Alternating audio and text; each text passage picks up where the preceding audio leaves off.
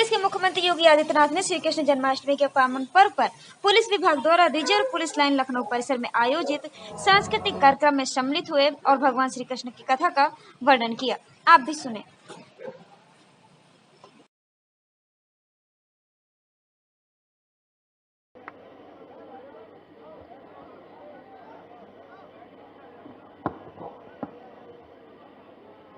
जन्माष्टमी के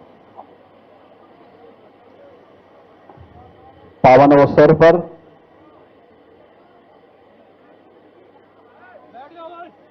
आज के इस कार्यक्रम में उपस्थित प्रदेश के सरकार में मंत्रिमंडल के मेरे वरिष्ठ सहयोगी, उप मुख्यमंत्री श्री ब्रजेश पाठक जी, प्रदेश सरकार के परिवहन मंत्री श्री दयाशंकर सिंह जी, महापौर लखनऊ श्रीमती सुषमा खड़कवाल जी, मुख्य सचिव श्री दुर्गा शंकर मिश्र जी, पुलिस महानिदेशक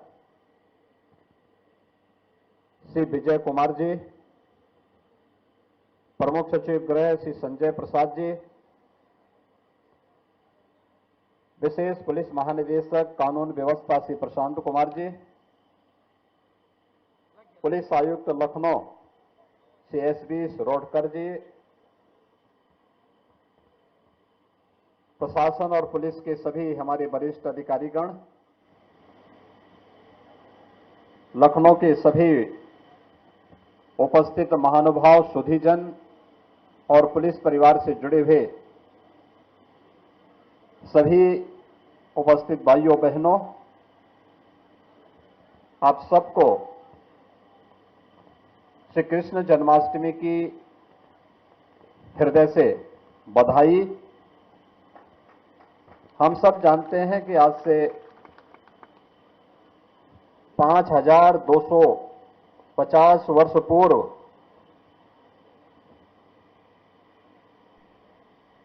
भगवान विष्णु के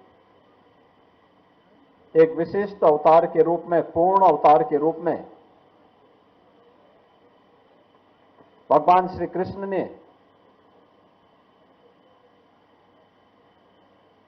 वर्तमान उत्तर प्रदेश के मथुरा में जन्म लिया था।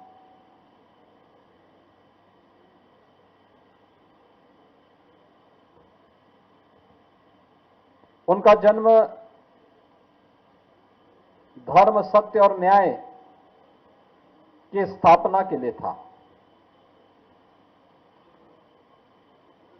5000 वर्षों से लगातार भगवान श्री कृष्ण की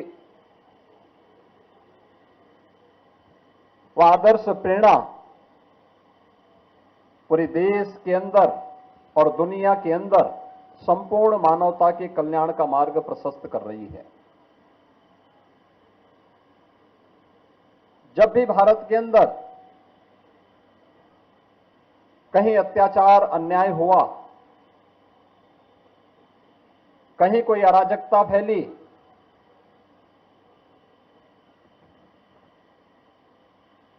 तुम्हारे ईश्वरीय अवतारों ने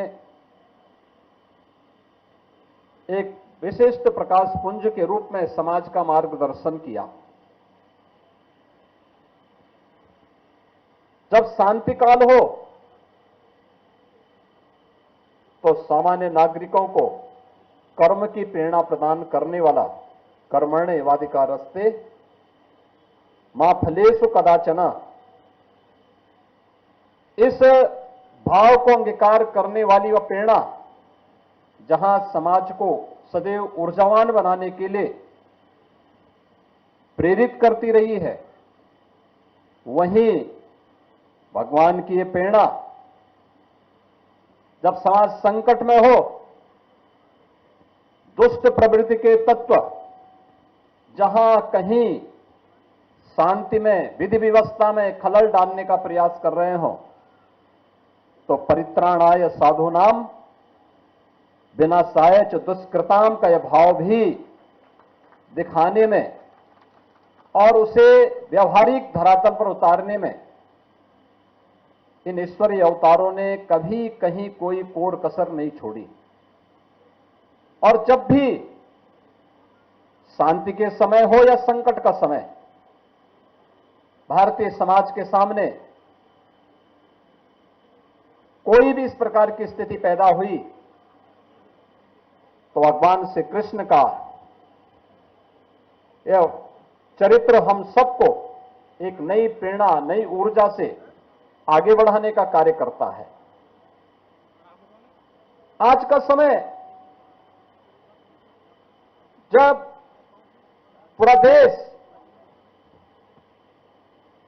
एक सकारात्मक दिशा में आगे बढ़ने के लिए कार्य कर रहा है,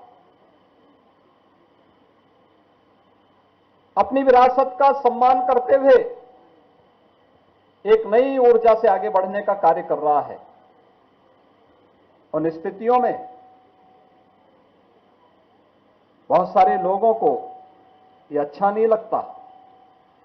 भारत की प्रगति, भारत की समृद्धि, वैश्विक मंच पर भारत जिस एक नए अवतार के रूप में जाना जा रहा है, कुछ लोगों को यह अच्छा नहीं लगता।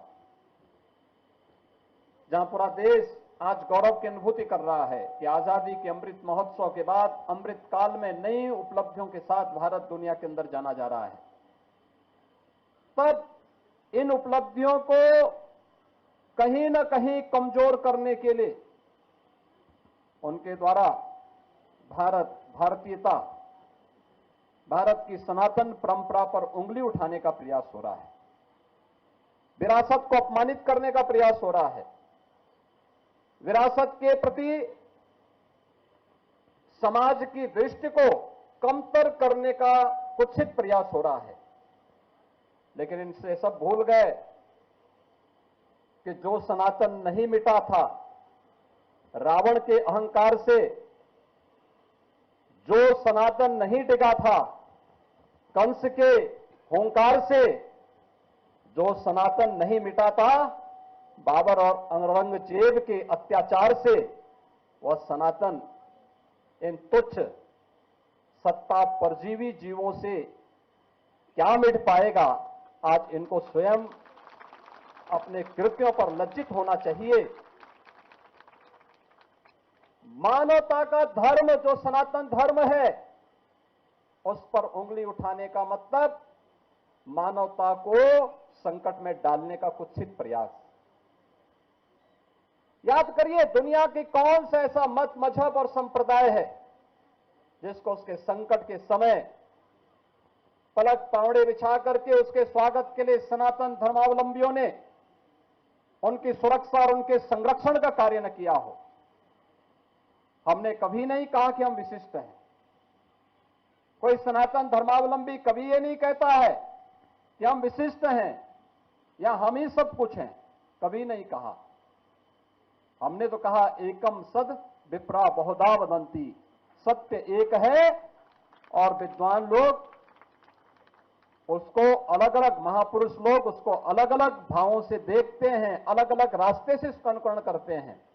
इस सब के बावजूद भी अगर जिसकी समझ में नहीं आता है, अपनी मूर्खतावश वह अगर सूर्य की तरफ थूकने का प्रयास कर रहा है तो सूर्य पे उसका थूक नहीं पहुंचेगा, उसके सिर पे स्वयं गिरेगा और उसे, उसको और उसकी आने वाली पीढ़ी को स्वयं लज्जित होना पड़ेगा। हमें भारत की परंपरा पर गौरव की अनुभूति करनी चाहिए। दुनिया को मानवीय कल्याण के मार्ग पर चलने वाली, प्रेरणा देने वाले सनातन धर्म की परंपरा पर गौरव की अनुभूति करनी चाहिए। ये भारत की राष्ट्रीयता का प्रतीक है, भारत को एक नई प्रेरणा देने का माध्यम है, दुनिया के अंदर मानवता के कल्याण का मार्ग प्रशस्त करने वाला माध्यम बनता है। और यही कारण है कि आजादी के अमृत महोत्सव के उपरांत अमृत काल के प्रथम वर्ष में जब भारत दुनिया का G20 के देशों का प्रतिनिधित्व प्रधानमंत्री मोदी जी के नेतृत्व में कर रहा है, तो भारत ने G20 का थीम भी दिया वसुधैव कुटुंबकम का। याद करिए, दुनिया जिस शब्द के तात्विक बोध को समझने में हो सकता है कि कहीं कोई कमी रह गई हो, लेकिन भारत हजारों वर्षों से इस बात को मानता रहा है, उस बात को अंगीकार करता रहा है। और जब भारत को अपनी इन उपलब्धियों पर गौरव की अनुभूति होनी चाहिए, हर भारतवासी जब इन मुद्दों को लेकर के एकजुट होकर के भारत की 140 करोड़ की आबादी जब भारत के यशस्वी नेतृत्व में आगे बढ़कर के एक साथ कार्य करेगा, तो भारत को दुनिया की सबसे बड़ी ताकत के रूप में उभरने से कोई रोक नहीं सकता है। लेकिन जो लोग भारत की प्रगति और भारत की समृद्धि जिनको अच्छा नहीं लगता, वे लोग कुछ न कुछ व्यवधान पैदा करने का प्रयास करेंगे। हम लोगों को इनकी परवाह के बगैर अपने पथ पर अग्रसर होना होगा, क्योंकि एक काल में नहीं हुआ, हर काल में सत्य को झुठलाने का प्रयास हुआ है। क्या रावण ने झुठलाने का प्रयास नहीं किया था? क्या उससे पहले हिरण्यकश्यप ने ईश्वर की और सनातन धर्म की अवमानना करने का प्रयास नहीं किया था? क्या कंस ने ईश्वरीय सत्ता को चुनौती नहीं दी थी? और ईश्वरीय सत्ता को चुनौती देने वाले आज क्या कर रहे हैं, उनकी स्थिति क्या है? सब कुछ मिट गया, कुछ नहीं बचा है। लेकिन ईश्वर जैसे सत्य है, शाश्वत है, ऐसे सनातन धर्म भी सत्य है, शाश्वत है। हमें सत्य और शाश्वतता को सदैव अंगीकार करके सकारात्मक भाव के से आगे बढ़ना चाहिए।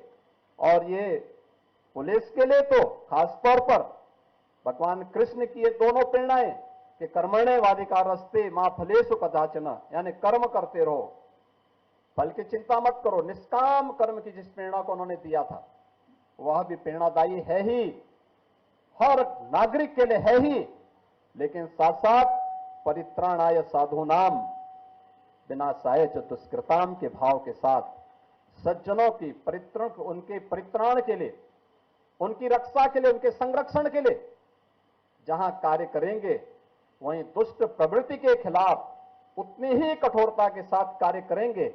और उत्तर प्रदेश जैसे राज्य में पुलिस ने भगवान श्री कृष्ण के इन सभी उपदेशों को अंगीकार करते आज उत्तर प्रदेश के परसेप्शन को बदलने में बहुत बड़ी भूमिका का निर्वहन किया है।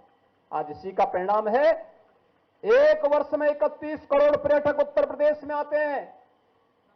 देश के सबसे बड़े इन्वेस्टमेंट के डेस्टिनेशन के रूप में उत्तर प्रदेश आज देश के अंदर उभरता है। और उत्तर प्रदेश के बारे में लोगों की धारणा बदल चुकी है।